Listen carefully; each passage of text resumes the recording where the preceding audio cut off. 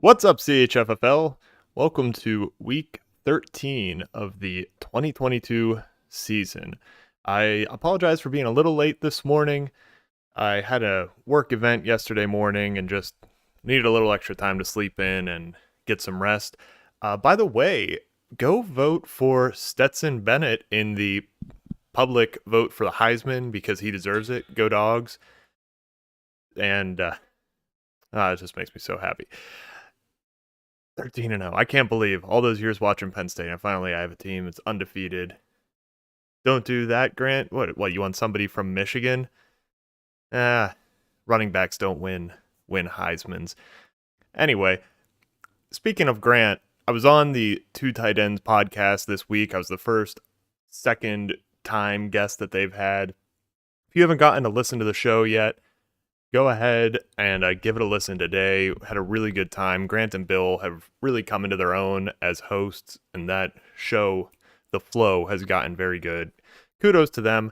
This week, trade deadline explosion. We had two big pieces move right at the deadline. We'll go over both of those trades. Wes is still hanging on by a thread after a big upset and getting a loss he needed elsewhere. Didn't trade off, so he's in now. He's in for this long shot to make the playoffs. Grant and Swan, on the other hand, are battling for the bye week in the Smut Hut Conference. They face off this week. Should be a great game. First trade we're going to go over is my acquisition of Eckler and the Eagles D from Bill for a 7 that conditionally becomes a 5 if we make the championship, and a 3 that will become a 2 if we win the championship. Also included in there were Latavius Murray and Brandon Cooks to help Bill out should he be in the losers bracket, or if he makes the playoffs, help him have a chance to still get that win. Live reaction to this was on the Two Tight Ends stream, and I'm really not going to be able to do it better 5 days after the fact. Essentially, I think this was a good package for Bill. Negotiations were tough. He got a lot here after the peak market value had passed, but I think Eckler is also the most valuable single piece in the league. He and Kelsey are pretty close there. Go check out our live stream, though, on Two Tight Ends to get the full picture. Wes, I like this. Wes, hopefully he's not driving and messaging, but Wes says he told Mark he'd rather have a popsicle's chance in hell at making the playoffs than just to acquire mid-round picks for his guys. I respect that. And I don't think it's a popsicle's chance in hell. I think it's about 15-20%. It's there. Especially, you need one piece of help. You need Bandis to lose this week, and then next week you can make your own magic. Let's move on to the other big trade at the deadline. Grant purchases Josh Jacobs and David Njoku from Max for a 4th, a 9th, and Foster Moreau. Moreau basically substituting for Max, so he has someone startable at tight end. I think this was a pretty fair price. Jacobs is the top back in terms of scoring right now on the season.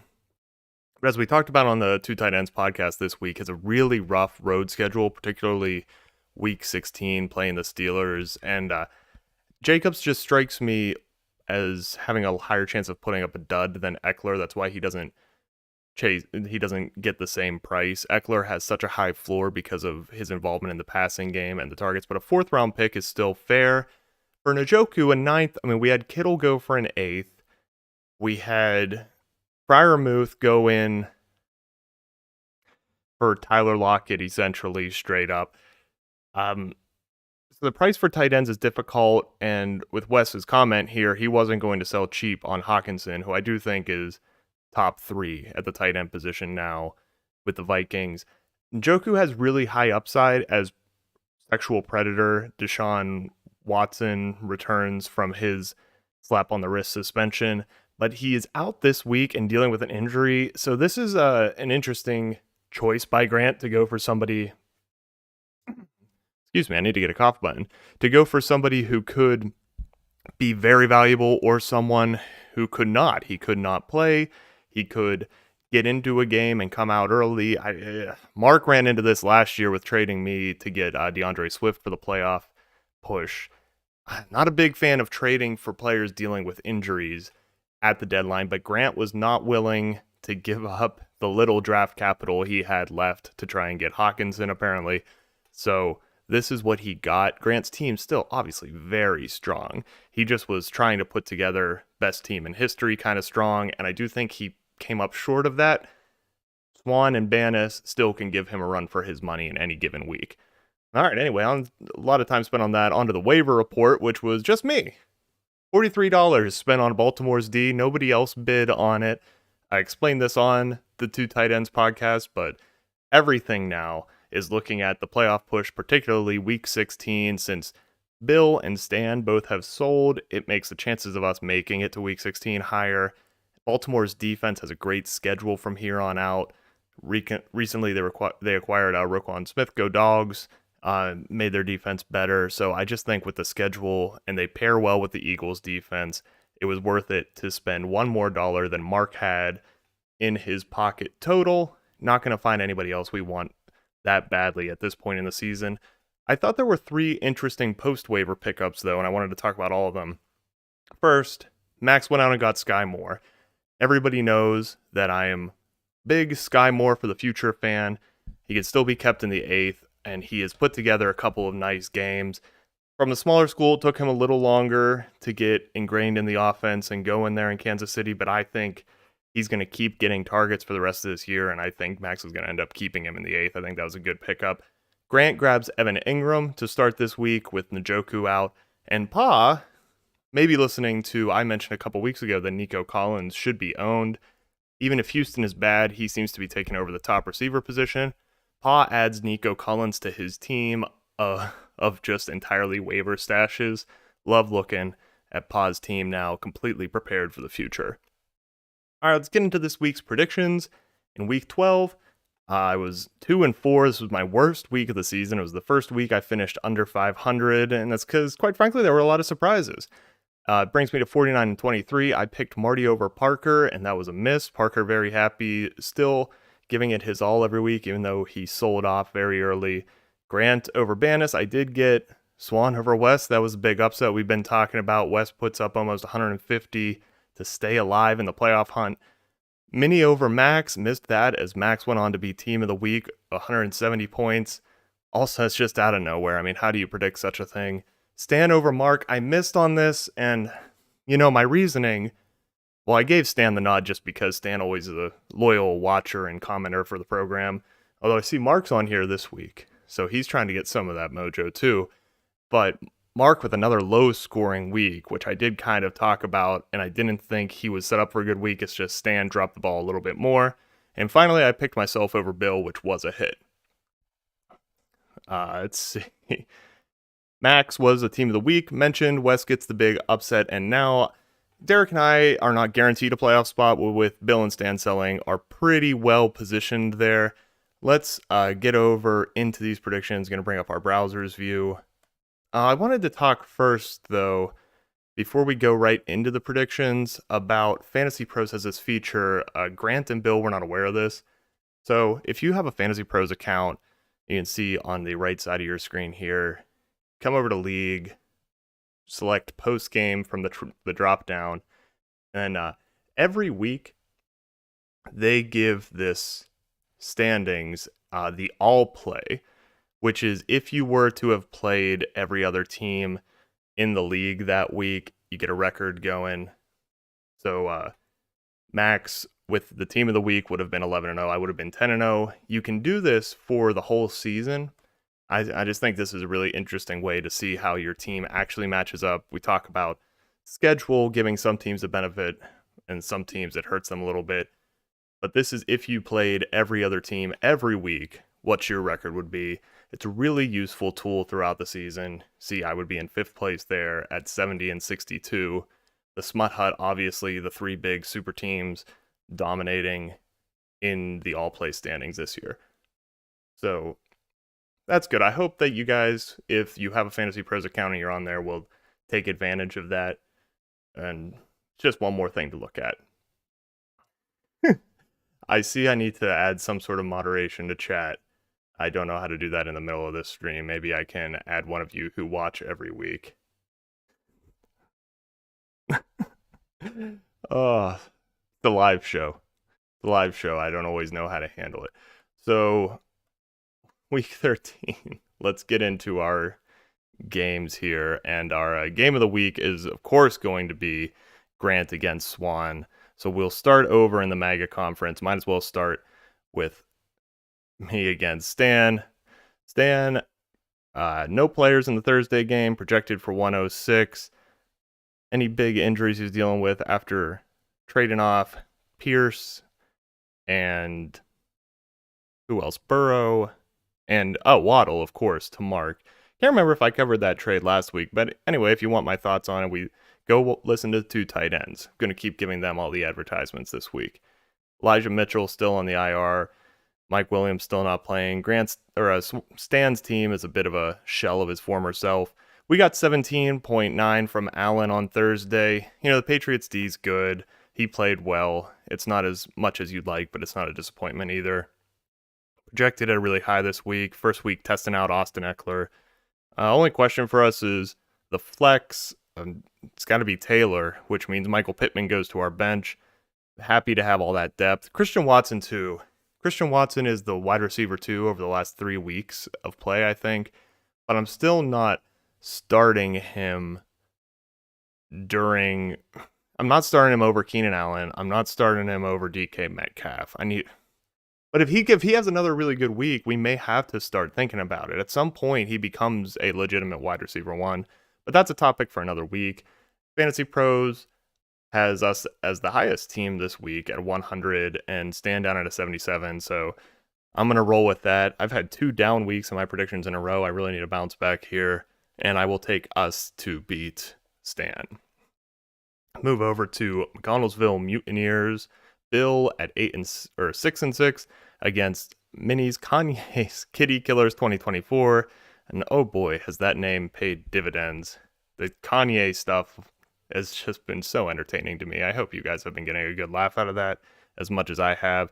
Minnie sitting at 4-8, eliminated from the playoffs. I think at this point officially, I don't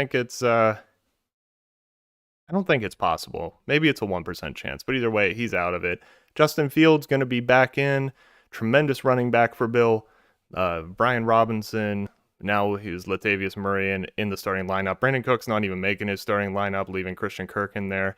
Bill's team is still solid. It's still something, and I talked a lot about how it seems like Derek and I are definitely in the playoffs, but have to still take care of business. And Bill's team still provides a decent threat here. Over on Minnie's side, starting Kenny Pickett over Murray. Oh, Murray's on the bye. Okay, so we got Kenny in there. How's Kenny's fantasy been doing? I check in on his stats every few weeks just to see how many more picks he's thrown than touchdowns. Still at 8 picks, 3 touchdowns. Has he been a decent fantasy quarterback? Not bad. Scored over 10 points for 3 weeks. He's a lot better than Russell Wilson, at least. See, Aaron Jones did not move at the deadline. Jamal Williams still seems to be the lead back in Detroit. So again, Minnie's another team that you can't sleep on any week. He put up a good score last week. Not missing anybody unexpected this week. ESPN likes Bill, 114 to Minnie's 109. Let's see if Fantasy Pros has Bill at a 77, same as Minnie.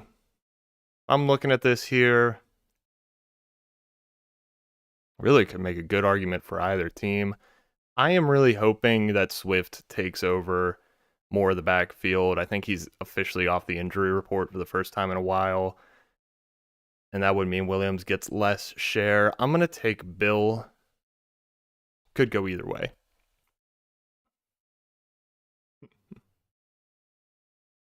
Oh, thank you. Mark reported the spam account, something about singles in your area or something. That was very nice. You guys got my back. Kudos. All right, on to our last game in the MAGA Gang Conference.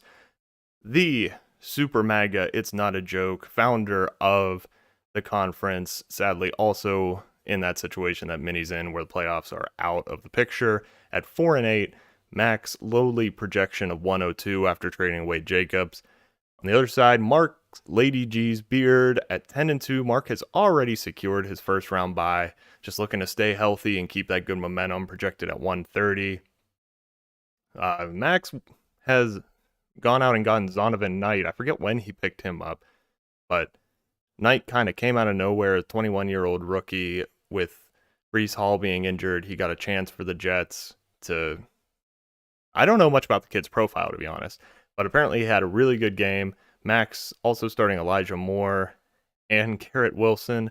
I don't know if you want to stake your week on the Jets ever that much, but he's doing it. Over on Mark's side, monitoring Swift still on the bench, going to see what happens. We wanted to see who Mark's going to be starting going forward, particularly at running back, but then at flex, you got Alvin Kamara and Dameon Pierce in there right now, Zeke to the bench, and Sanders and Swift to the bench. Mark's looking to ride a hot hand, and so he gets the bye. So it's 3 weeks before his first playoff game.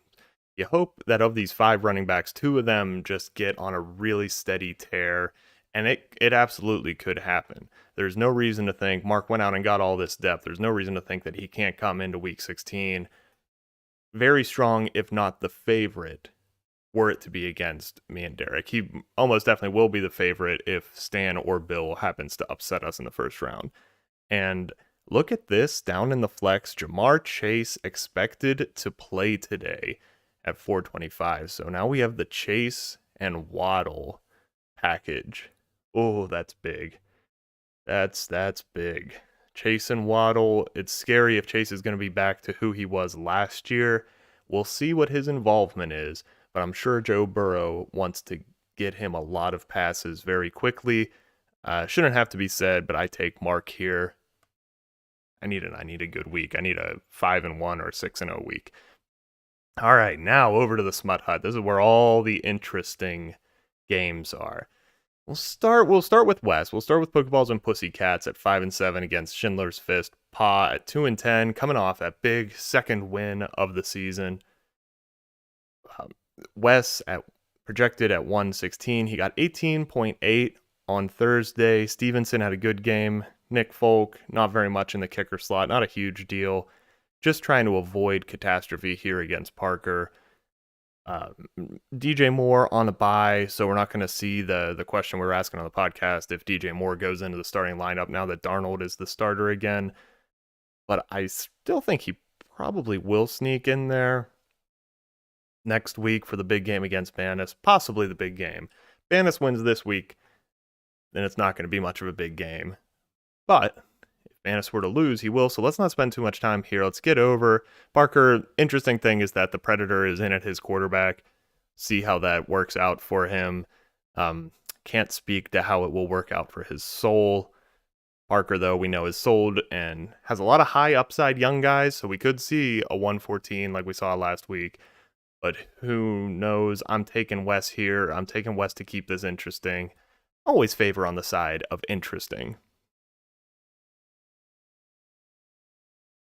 Stan, let's check in with chat here. We've got quite a few. Mark, Swift, and Kamara's next 3 weeks are big for me. I absolutely agree. Stan sounds bad. I think probably in reference to what I was saying about Mark. Pacheco, Parker says is going to lead him to the upset. Parker really hungry for that third win and loving continuing to play spoilers. But Stan wants to see Wes push Brad out of the playoffs.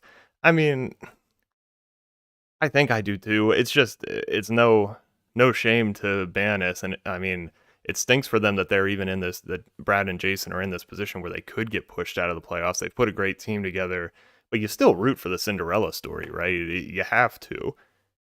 And Grant really doesn't want Banis to win this week, of course, because he probably would rather have a chance of facing Wes either in round 1 or round 2. Parker, calling his shot, gonna win the losers bracket. All the young guys. I'll tell you, just beware the number 1 pick, Parker. It's a curse. It's a curse. Although Jonathan Taylor's coming back. He's good now. All right, let's get on to our next game. Marty, Throat Thrusters, 4-8 versus Banis. Face Jam 2, 6-6. Marty gets 13 from Singletary on Thursday. Not playing for anything himself, but from what Chad is saying, Marty is playing for the hopes and dreams of so many fans of the CHFFL and owners alike. Terry McLaurin in there, Kirk Cousins in at quarterback. After that one just awful game against Dallas, Kirk's been pretty consistent otherwise throughout the whole year.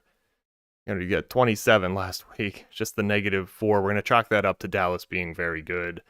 Amari Cooper did not move at the deadline, going to be a keeper next year, as well as a good start every week for Marty. James Cook, 19 on the bench, might have given Marty a good keeper there. He outscored Singletary, and it's just, with Cook and Sky Moore, you're happy with the process. So obviously I thought these guys were good rookie picks.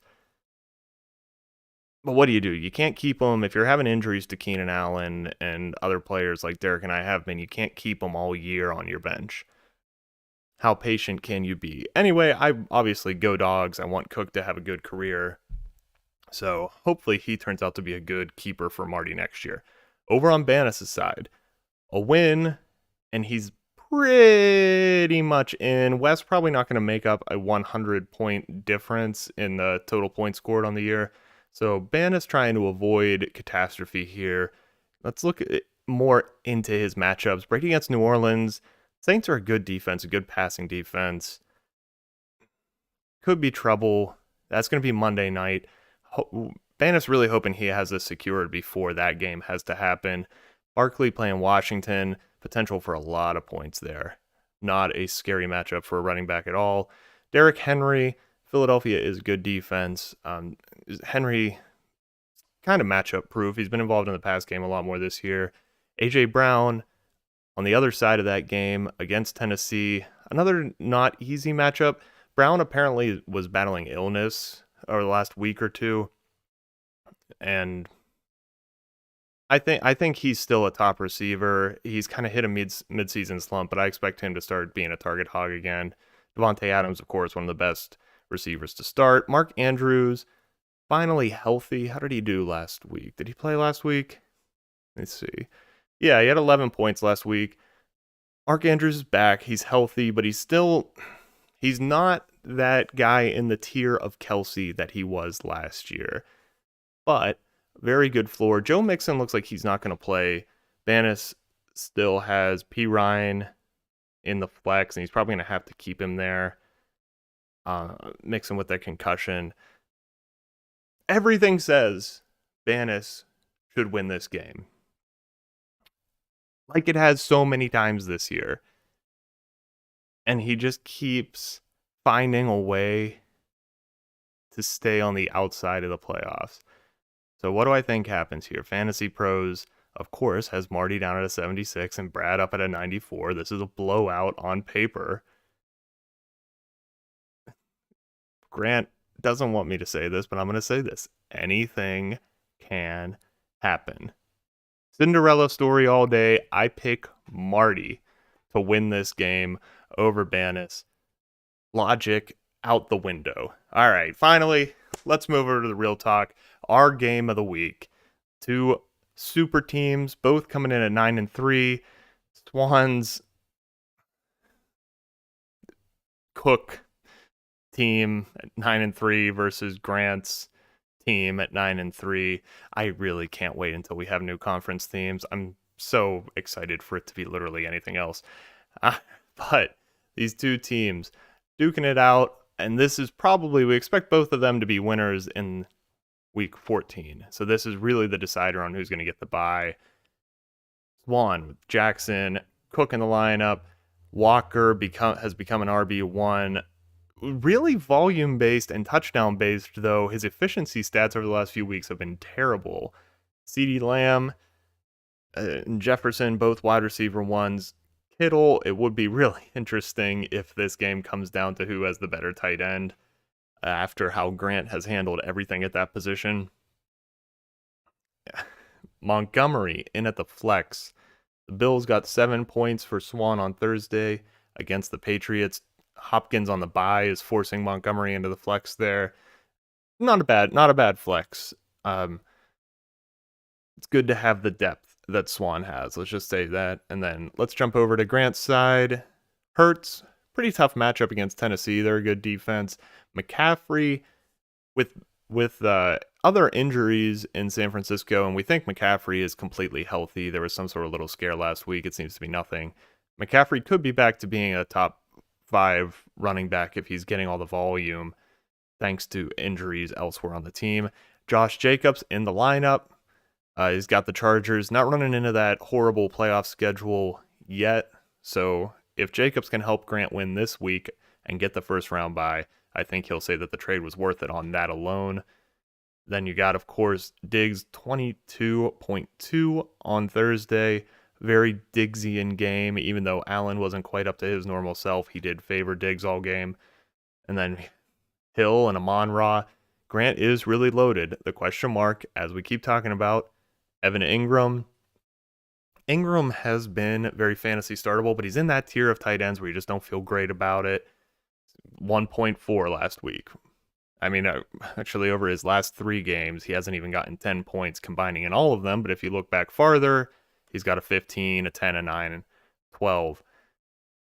Buccaneers D against New Orleans. That's a good matchup. They should be able to outscore the Bills 7 there. Overall, my instinct looking at this is that Grant does have the stronger roster. Fantasy Pros has Grant at a 97, Swan at a 91. Yeah, I think you have to take Grant. And with how much I've gotten things wrong in the past couple of weeks, obviously that's not definitive. I'm no voice of authority right now, but looking at Grant's roster, it is really loaded. And quite frankly, so say Kittle scores 16 points and Evan Ingram scores 2. I just don't think that's enough to make up for the rest of the roster. I think Grant takes this. Anyway, that'll wrap it up for predictions for this week. Get back over and take your chats to close out the program. See, we've had a lot of movement over there. Grant, this is from Mark. Grant, if you finish outside the top 3, do we need to do daily check-ins this offseason to make sure everything is okay? Grant really did go all in, and we're going to have the live draft. He's not going to have a 2. Well, I don't know. His draft board is really bad, so really hoping he can add to his historic resume this year. Grant says, yes, someone will need to hold me. Stan afraid that Grant will turn back to a life of crime. I don't think he's going to do that. Deshaun Watson scared him straight. If you sexually assault 24 people, you might be suspended for 13 games. No other other than joking about Grant being on suicide watch if he doesn't finish in the top 3. Grant does point out he did have a really bad draft board 2 years ago. I don't know if it was worse than this one would be, but that does tend to be how Grant does things. He goes and one season is building up, and then the next season is selling off. That's going to be it for this week, though. Thanks for joining in. Thanks for your patience on the stream being a little late. And remember, don't count your chickens until you take your Thursday players out of your flex. I'll see you guys next time. Good luck to everybody this week.